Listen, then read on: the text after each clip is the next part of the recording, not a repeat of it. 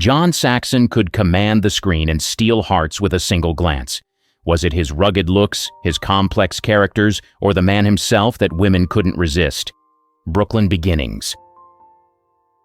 John Saxon's story began on August 5, 1936 in Brooklyn, New York, where he was born Carmine Orico. His parents, Italian immigrants, worked hard to provide for their family. His father toiled on the docks while his mother ran their household. Life in Brooklyn's tough working-class neighborhoods wasn't easy, but it shaped Saxon with resilience and grit that would later define his career. From a young age, Saxon was drawn to the magic of movies. He spent hours at local theaters, captivated by the screen legends of the time, like Humphrey Bogart and James Cagney. Movies offered a glimpse of a world far beyond Brooklyn, and Saxon couldn't resist. Skipping school to catch matinees became a regular habit, much to his parents' frustration, but to his future's benefit. At New Utrecht High School, Saxon's talents started to shine. Drama teachers recognized his natural flair for performing, and he became a standout in school plays. But acting wasn't his only strength. Saxon also excelled at sports, particularly baseball, showcasing an ability to adapt and thrive in different settings, a skill that would later serve him well in the unpredictable world of Hollywood. Fate stepped in one day when a photographer noticed Saxon hanging out at a local park. The photographer convinced him to pose for some headshots, which eventually landed in the hands of Universal Studios. They were intrigued by his striking looks and undeniable presence. By 1953, Saxon had graduated high school and was on his way to Hollywood. Hollywood had its own plans for him. Universal executives decided that Carmine Orico wasn't the name of a leading man. They rebranded him as John Saxon, a name they felt was rugged, catchy, and marketable. Saxon, practical as ever, didn't push back. "It's show business," he later said. "You've got to play the part." Hollywood breakthrough. Saxon's Hollywood journey kicked off in 1954 when Universal Studios took a chance on him, signing him to a studio contract. They weren't just handing out roles, though.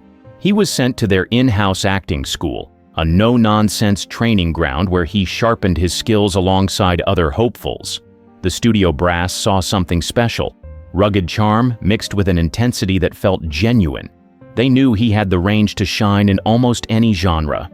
His first big break came in Running Wild, 1955. Playing a misunderstood juvenile delinquent, Saxon brought unexpected layers to a role that could have been one note. Critics noticed. His ability to mix vulnerability with defiance set him apart from the cookie-cutter teen idols of the day. Hollywood wasn't just looking at him. They were paying attention. Then came The Unguarded Moment, 1956, and everything changed. Paired with Esther Williams, Saxon played a high schooler tangled in a dark, unsettling storyline. The role could have been off-putting, but Saxon delivered a performance that was raw, human, and magnetic. Audiences couldn't look away, and women, in particular, were drawn to his complex mix of danger and sensitivity. This was the role that proved he wasn't just a pretty face. He was the real deal. By the late 50s, Universal was all in, casting him in a slew of romantic dramas and thrillers. Fan magazines like Photoplay and Modern Screen couldn't get enough of him. Publicists leaned hard into his image as the brooding yet relatable dreamboat. And while the photo shoots and puff pieces helped, Saxon's performances kept him on solid ground. He wasn't coasting on looks, he was bringing depth and authenticity to every role. By 1958, Saxon wasn't just a Hollywood heartthrob, he was a talent with staying power. Directors trusted him, critics respected him, and fans adored him. The boy Universal signed in 1954 had grown into an actor poised for greatness, the teen idol era. As the 1950s rolled on, John Saxon became a teenage dream come true. Films like Rock, Pretty Baby, 1956, and Summer Love, 1958, turned him into a heartthrob, especially for young girls who couldn't get enough of his easy charm. Whether it was strumming a guitar or flashing that signature grin, Saxon nailed the role of the magnetic boy-next-door star. These breezy musicals made him the face of youthful romance, and audiences ate it up. The reaction was instant and intense. Fan mail flooded in by the thousands, with love letters and hand-drawn portraits filling studio inboxes. Hollywood saw dollar signs and wasted no time sending him on whirlwind promo tours. His TV appearances and fan events were nothing short of chaotic. There were screaming fans, fainting admirers, and photographers scrambling to catch every moment. Teen magazines couldn't print his name fast enough, regularly crowning him one of Hollywood's most eligible bachelors. But Saxon wasn't content being just a teen idol. He saw the risks, how quickly fame like this could fizzle out. While he enjoyed the perks, he knew the label could box him in, making it hard to evolve as an actor. He played the game anyway, smiling for the cameras and charming the crowds, all while keeping his eye on the bigger picture. This was a means to an end, and he was determined to outlast the fleeting craze. By the end of the decade, Saxon had carved out a niche that set him apart. He wasn't just another pretty face in a sea of cookie-cutter stars. With nearly a dozen films under his belt, critics started to notice there was more to him than teenage allure. He had that rare mix of charm and grit that hinted at a deeper range. While fans adored him, Saxon used this momentum to position himself for longevity, proving he wasn't just a passing phase in Hollywood's whirlwind of fads, diverse roles, and growing appeal. In the early 1960s, John Saxon decided to change his Hollywood trajectory. He wasn't satisfied being just a heartthrob.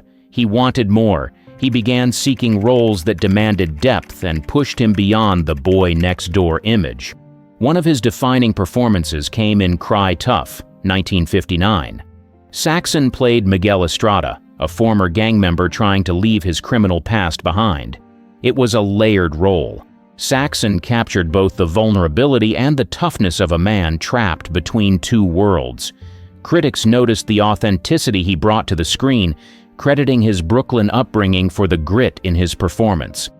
Saxon didn't stop there. In Portrait in Black 1960, he tackled a morally ambiguous character. Playing a medical student entangled in ambition and betrayal, he displayed an inner conflict that audiences hadn't seen before. His character wasn't just a hero or a villain, he was human, flawed, and relatable. The complexity of his roles showed a different side of Saxon. Hollywood took note. So did women. The rugged charm was still there, but now it came with depth. Saxon's transition into serious roles wasn't an easy path. He took risks by moving away from safe commercial projects. Some films didn't perform well at the box office, but Saxon remained committed. He chose roles that resonated with him, even if they weren't guaranteed hits. This decision earned him respect from critics and peers. Audiences began to see him as more than just a pretty face. He was proving he could handle darker, more intense material with ease. Women found these roles even more magnetic. His characters weren't just fantasies anymore. They were real men with struggles, doubts, and vulnerabilities. Off-screen, Saxon's attitude matched his on-screen evolution. In interviews, he spoke candidly about rejecting mediocrity and constantly striving for artistic growth. He wasn't afraid to challenge himself, and that made him stand out in an industry that often prioritized superficial appeal, international stardom. By the mid-1960s, John Saxon began a bold chapter in his career, stepping away from Hollywood's familiar spotlight.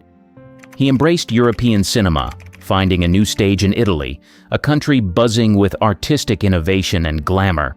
It wasn't a retreat, it was an evolution. His breakthrough came with The Girl Who Knew Too Much, 1963, a groundbreaking giallo film often credited as the first of its genre. Saxon played a mysterious American doctor entangled in a web of suspense and murder. The role highlighted his ability to blend the allure of a Hollywood leading man with the intrigue demanded by European thrillers. Audiences across the continent were captivated. Unlike Hollywood, where typecasting often stifled actors, Italy offered Saxon freedom. Directors like Mario Bava recognized his range, casting him not as a novelty import but as a key player in their stories. Saxon's professionalism set him apart. While some American actors struggled to adapt to Europe's less structured filmmaking, Saxon thrived. He balanced the laid-back spontaneity of European sets with his meticulous work ethic. Whether speaking English, Italian, or a mix of both, Saxon brought authenticity to his roles, making each character memorable.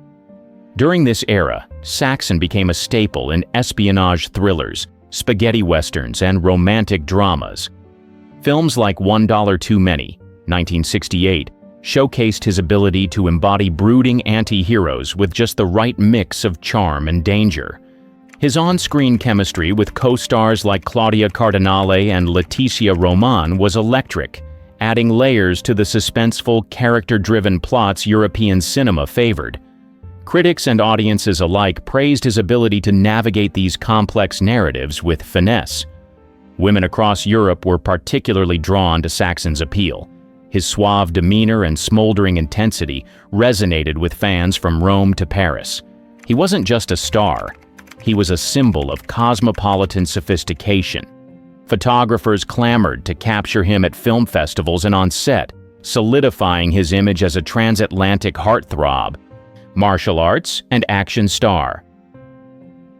The 1970s were a pivotal time for John Saxon, marking his leap into the action film genre with Enter the Dragon, 1973. Cast as Roper, a smooth-talking gambler and martial artist, Saxon found himself in a high-stakes tournament alongside the legendary Bruce Lee. The film wasn't just a hit, it reshaped the martial arts genre and catapulted Saxon into the global spotlight. Preparing for such a demanding role wasn't easy.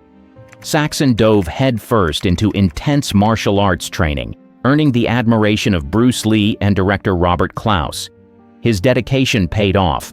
Every fight scene was a masterclass in precision and flair, blending technique with showmanship. Critics and martial arts enthusiasts couldn't help but praise his authenticity. It was clear Saxon wasn't just playing a fighter, he was one. Then there was Roper himself. Saxon brought a mix of charm and grit to the character, delivering witty lines and smooth moves that made him impossible to ignore. Women were drawn to his confident energy, while audiences loved the relatable depth he gave the role. Even with Bruce Lee commanding the screen, Saxon's magnetic presence carved out a space all his own. The success of Enter the Dragon didn't just make Saxon a household name, it solidified his place as a versatile action star. Over the next decade, he jumped between crime dramas, sci-fi thrillers, and even the grittier world of exploitation films. Saxon's ability to adapt kept him ahead of the curve in a Hollywood that was constantly evolving, and through it all, his loyal fans stuck by him. Years later, Enter the Dragon remains a pop culture phenomenon. Saxon's performance as Roper is still celebrated for its charisma and skill, cementing his status as an action icon. Sharing the screen with Bruce Lee was no small feat, but Saxon proved his talent could stand shoulder to shoulder with the best. TV heartthrob. By the 1970s, John Saxon had proven himself as a leading man on the big screen. But as television grew into a dominant medium, he embraced the small screen with the same determination. Saxon's transition to TV wasn't just smooth. It was a masterclass in adaptability. From soap operas to action-packed dramas, he became a fixture on American television. His name became synonymous with versatility, charm, and consistent excellence.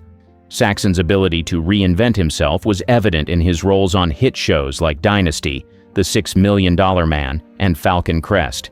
He brought depth to every character, whether he was portraying a suave businessman, a cunning villain, or a romantic interest.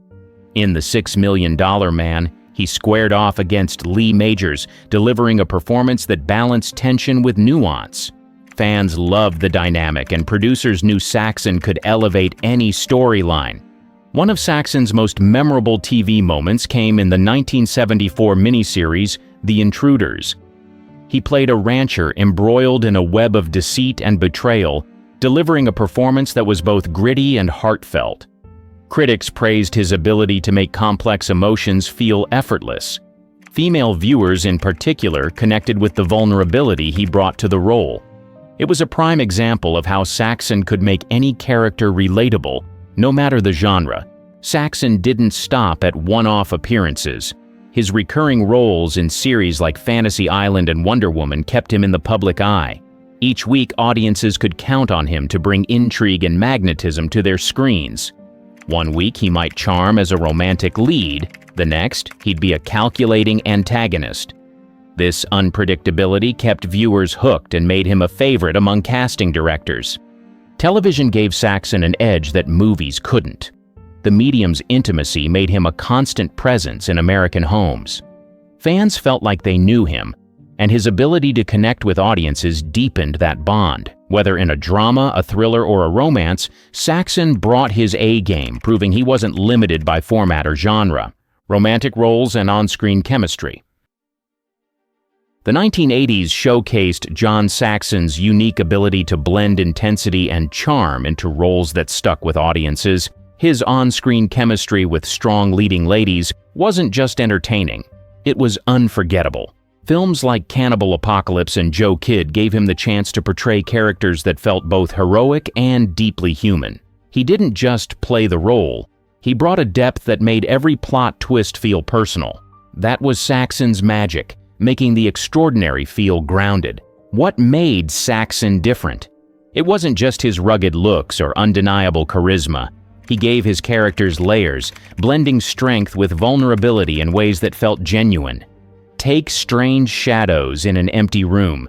His performance elevated the entire film, balancing action with emotional connection. Even his co-stars noticed. Martine Beswick once said, "He made you feel like the most important person in the room, both on and off camera." That natural ability to make people feel seen translated effortlessly into his roles, making his performances resonate on a deeper level. Saxon's appeal didn't stop at chemistry with his co-stars. He played characters who felt real, flawed but still heroic, confident without tipping into arrogance. This authenticity drew female audiences in. They didn't just admire his looks, they connected with the emotional depth he brought to the screen. It was refreshing to see a romantic lead who could be both aspirational and relatable. Women didn't just swoon over his confidence or smile. They were drawn to the honesty and heart behind his performances. That's what made him unforgettable, a balance of star power and storytelling that hit all the right notes. Saxon wasn't just a romantic lead, he was the romantic lead, proving substance always wins over surface, the horror icon. The 1970s and 1980s were game changers for John Saxon as he carved out a new legacy in the horror genre. It all started with Black Christmas, 1974, where he played a no-nonsense police lieutenant trying to crack a string of grisly murders. Saxon gave the role a weight that made the film stand out from its slasher peers. He wasn't just going through the motions, he brought a sense of realism that kept viewers glued. It was clear Saxon wasn't just another supporting actor. He had the chops to carry a story and keep audiences hooked. Then came 1984, and with it, Saxon's star-making turn as Lieutenant Donald Thompson in A Nightmare on Elm Street. This role turned heads. He played Nancy's overprotective yet flawed father, a character trying to shield his daughter from dangers he barely understood. His performance struck a chord, especially with female fans who saw a relatable human struggle in his character. His scenes with Heather Langenkamp, who played Nancy, added layers of emotional depth to a film that could have easily been all scares and no soul. Saxon made sure it wasn't. When A Nightmare on Elm Street 3: Dream Warriors came out in 1987, Saxon reprised his role as Lieutenant Thompson, proving he wasn't a one-hit wonder. Even as the franchise leaned into bigger, bolder visuals, Saxon stayed grounded. He was the emotional anchor amidst all the chaos, giving fans someone to connect with in a world filled with surreal nightmares. The 1980s and early 1990s kept Saxon busy with more horror films. He never phoned it in, no matter how wild the plot got. From psychological terror in Black Christmas to the dreamscapes of Nightmare on Elm Street, Saxon's performances were a constant. Horror fans knew what they were getting with him: authenticity and a certain gravitas that made the scares feel real. It's no wonder he's still a beloved figure in the genre, a name that stands for quality in a world of jump scares and gore. Behind the scenes, women's favorite. John Saxon's appeal wasn't just about his movies. It was about the man himself. Off-screen, he had an aura of charm and humility that left an impact on everyone he met. Whether it was co-stars, crew members, or fans, Saxon made sure people felt valued. He wasn't the type to let Hollywood stardom go to his head. Instead, he stayed approachable and grounded, earning a reputation as a true gentleman who respected everyone, no matter their status. A big part of Saxon's allure was his dedication to health and self-discipline. Even in his later years, he kept up an active lifestyle, practicing martial arts with the same passion he brought to his roles. It wasn't just for show. Martial arts was a way of life for him. He'd often talk about how fitness and personal growth kept him focused, resonating with fans who saw him as more than just a Hollywood icon. Women especially admired his mindset of perseverance and inner strength, qualities that went beyond physical appeal and straight to what mattered most. Saxon didn't hide behind a velvet rope of celebrity detachment. He made a point of attending fan conventions and events where he'd spend hours chatting with people, swapping stories, and showing genuine gratitude for their support. He wasn't just signing autographs, he was building connections. That kind of accessibility is rare in Hollywood, and it made fans feel seen and appreciated. In his final years, Saxon remained active and engaged with his fans, but his health began to decline. On July 25, 2020, Saxon passed away at the age of 83 in Murfreesboro, Tennessee, from complications related to pneumonia. His wife, Gloria Martell, was by his side,